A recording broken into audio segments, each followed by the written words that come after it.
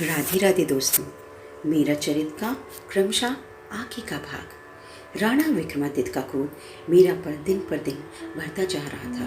रनिवास की स्त्रियां भी दो भागों में बटी हुई थी, कुछ मीरा की ओर, कुछ कर्मावती बाई एवं उदय कुंवर बाईसा की ओर। इस दल को महाराणा की भी शय मिली हुई थी। कभी कभी तो कर्मावती कहती, जब से यह मृतड़ी का हमारे का यहाँ पांव पड़ा है, कष्टों की सीमा नहीं, यह मरे तो राज में सुख शांति आए। एक दिन उदय कुंवर के पति पधारे तो उन्होंने उल्हाना दी, तुम्हारी भाभी बाबाओं के बीच नाचती गाती हैं, ये कैसी रीति है हिंदू पति राणा के घर की।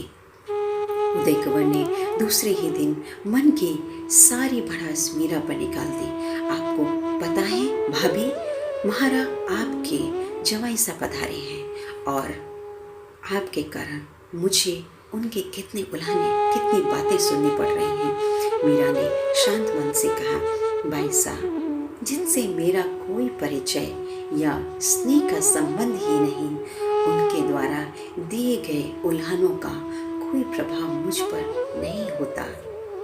मीरा का शांत और उपेक्षित उत्तर सुन उदा मन ही मन जल उठी। किंतु भाभी, आप इन बाबाओं का संग छोड़ती क्यों नहीं?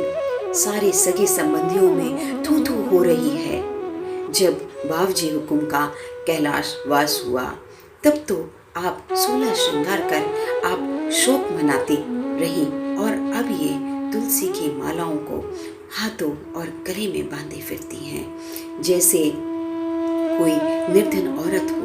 पूरा राज परिवार आपके व्यवहार के कारण लाज से मरा जा रहा है। मीरा ने उसी तरह शांत स्वर में कहा, जिसने शील और संतोष के गहने पहन लिए हों, उसे सोने और हीरे मोतियों की आवश्यकता नहीं रहती। भाई साहब, उदय कुंवर और क्रोधित होकर कहने लगी, किसी बहू बेटी को कोई ढंग से सुसज्जित हो मिलने आए तो किसी को अच्छा भी लगे, पर आपको तो मिलने वाले तो कोई करताल खड़काते, गेरुआ वस्त्र पहने, विभूति लगाए, मुंडित मस्तक, तुलसी और रुद्राक्ष की मालाएं पहने जटाओं वाले बाबाओं का ही झुंड आता दिखाई देता है, जैसे शिव जी की बारात आ रही हो। उदा ने मुंह बिचकाया। मीरा मुस्कुराई, बाईसा, यहाँ शिव एकलिंग नाथ ही हैं, तो उनकी बारात से लज्जित होना तो अच्छी बात नहीं है। मैं तो अपने झरोखे से झांक कर जब इन साधु बाबाओं को देखती हूँ तो फूल ही नहीं समाती, बल्कि अपना भाग्य सराहती हूँ। साधु संग तो जगत से तार देता है। बाईसा, उदय कुंवर क्रोधित हो चली। इधर मीरा का यश बढ़ता जा रहा था। मंदिर में और महल की ड्योढ़ी पर यात्रियों और संतों की भीड़ लगी रहती। मीरा जब भी मंदिर पधारती, मिथुला, चंपा साथ ही रहती। जो मीरा के भजन लिखना चाहते हैं, वे चंपा को घेरे रहते, क्योंकि भजनों की पुस्तिका उसी के पास रहती। मीरा ने ठाकुर जी को प्रणाम किया और फिर आए हुए संत भक्तों को भी एक साथ उन्हें मीरा के दर्शन कर गदगद कर्ण से आग्रह किया, माँ, कुछ कृपा हो जाए।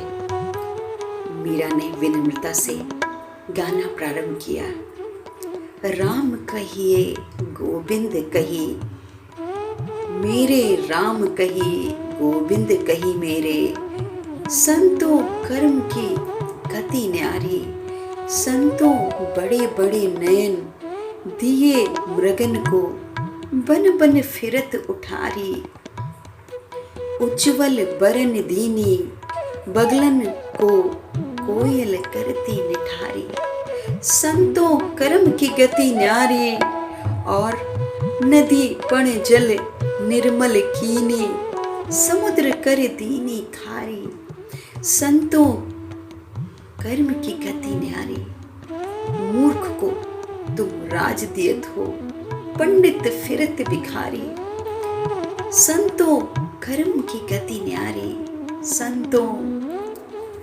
राधे राधे दोस्तों, मेरा चरित्र का आगे का भाग अगले इतवार।